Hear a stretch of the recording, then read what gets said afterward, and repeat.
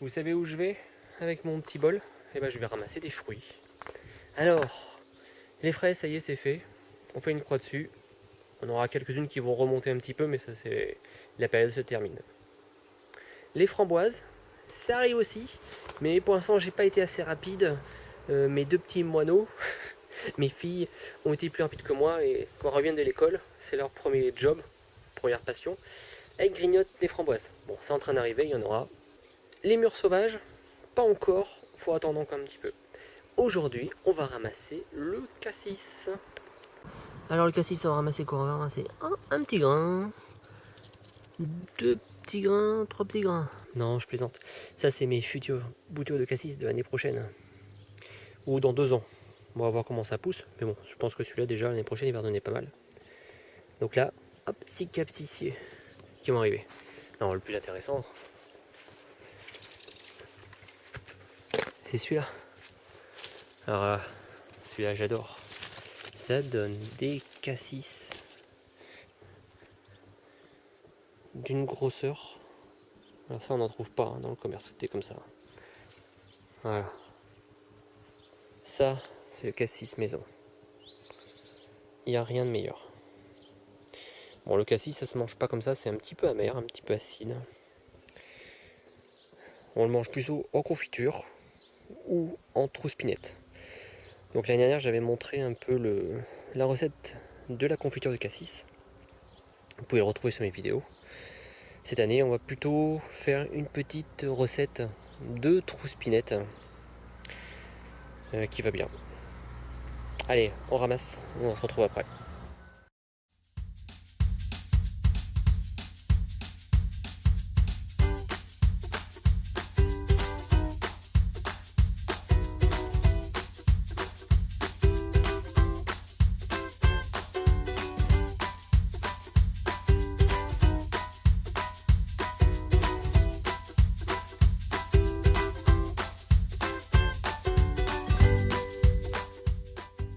Voilà, après quelques minutes de ramassage, voilà une belle récolte de cassis. Un petit peu de musique, voilà, les oiseaux qui chantent, et c'est vraiment un super moment. Moi, j'adore ça, tranquille dans le jardin, à ramasser les fruits. Allez, maintenant, on va cuisiner tout ça. Alors, résultat de la récolte. À peu près 1,2 kg. Bon, c'est un peu plus, mais vu qu'il y a plat, elle a à peu près 1,2 kg. C'est vraiment pas mal pour juste un pied. Alors imaginez avec les 6 petits bébés qui arrivent, donc je peux faire x6 dans les années qui arrivent. Sachant que chaque année, à chaque fois que je le taille, j'en remets d'autres, et ainsi de suite. Donc je peux vite arriver à une très très grande abondance de cassis. Alors bien sûr, il faut les préparer, ça ne se garde pas comme ça. Vous pouvez les garder un peu au congélateur, mais c'est pas super. Donc on les prépare souvent donc en confiture. J'ai déjà préparé quelques pots.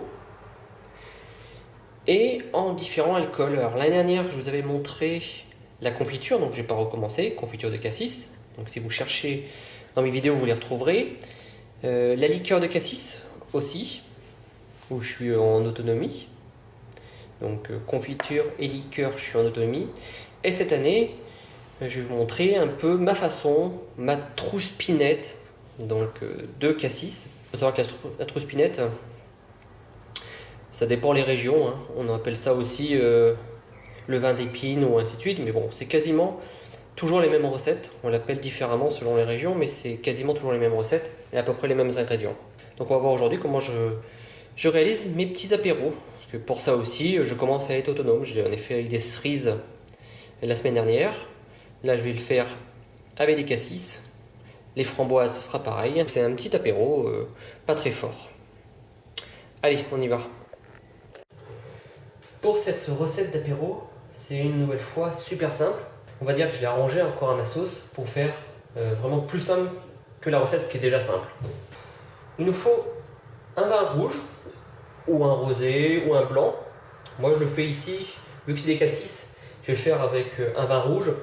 Si je le fais avec des prunes ou enfin des fruits blancs, j'appelle ça des poires, des pommes, je prends plutôt un vin blanc. Là, je prends plutôt un vin rouge. Ce qui est drôle, c'est que selon où est fait cet apéro, chacun dit que son vin est meilleur que l'autre pour faire sa trousse-pinette ou son vin d'épine. Moi, je prends un Bordeaux, tout simplement, pour faire cette recette. Ça marche très très bien. Alors, en termes de proportion, c'est très simple. On prend le liquide qu'on veut, le vin qu'on veut. On remplit le bocal.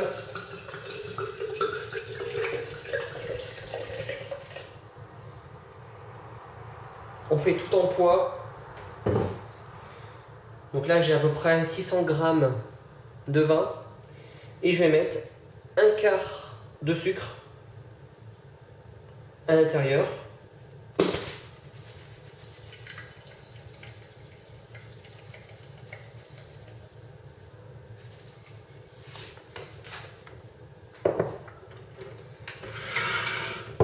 On va mélanger. J'ai la confiture qui commence à cuire à côté, ça sent super bon.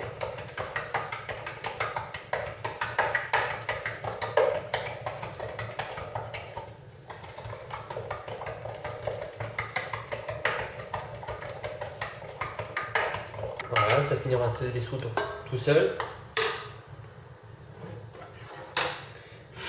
Et on va rajouter le même poids en fruits.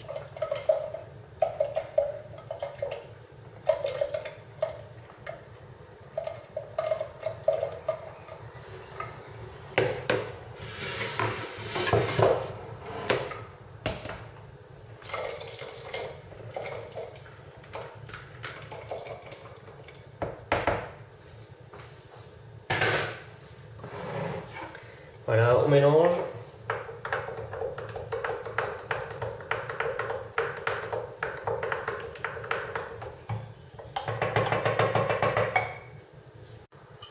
Et on va rajouter un petit peu d'eau de vie. Il y a beaucoup de recettes qui disent qu'il faut mettre aussi un quart d'eau de vie par rapport au liquide. Personnellement, moi, je trouve que c'est trop. Donc je suis ok d'en mettre un petit peu. Mais un quart, non. Donc là, je fais vraiment... Voilà. C'est juste pour que ça donne un petit goût et que ça conserve. Pas besoin d'en mettre de trop. Ça sert à rien. Enfin, pour moi. On brasse.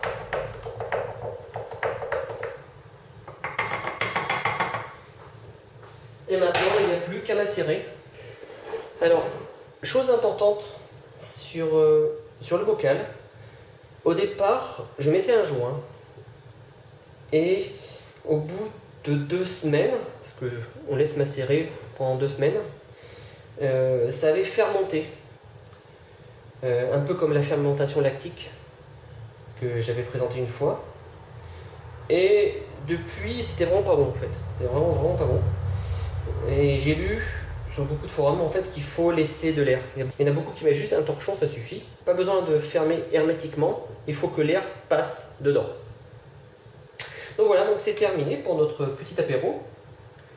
On va appeler ça, alors, je ne sais pas si je peux l'appeler vraiment une trousse-pinette, mais bon, apéro au cassis. On va le laisser minimum 1 semaine. Après, on peut le laisser macérer autant qu'on veut. Mais il faut goûter au bout d'1 semaine ce que ça donne, et au bout de 2 semaines. En moyenne, ça fait 2 semaines, moi. Je le laisse dans un coin, je l'oublie entre guillemets, et puis après, je le filtre, et je le remets en bouteille. Donc voilà, je vous mettrai le résultat sur les réseaux. Mais voilà, c'est vraiment tout simple. Honnêtement, ça sert à rien d'acheter de l'apéro. On peut le faire vraiment tout seul. Donc bien sûr, on ne fait pas des alcools super forts. Il faut faire des petits apéros comme ça, là. Ça suffit largement. Et là aussi, ça fait l'autonomie parce que ça, on peut le conserver très très longtemps. Voilà. Vin rouge plus eau de vie, je peux vous dire que ça se conserve.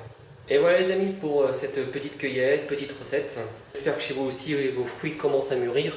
Vous commencez à les récolter, à les déguster, à les préparer, les cuisiner. Enfin tout ce qui va bien pour les conserver un maximum. Ici, on fait un petit focus. Waouh! Ça sent vraiment trop bon. Mais bon, on va pas refaire une vidéo sur La confiture de cassis, j'en ai déjà fait plein. Voilà les amis, je vous dis à bientôt dans de nouvelles vidéos. Et merci à tous.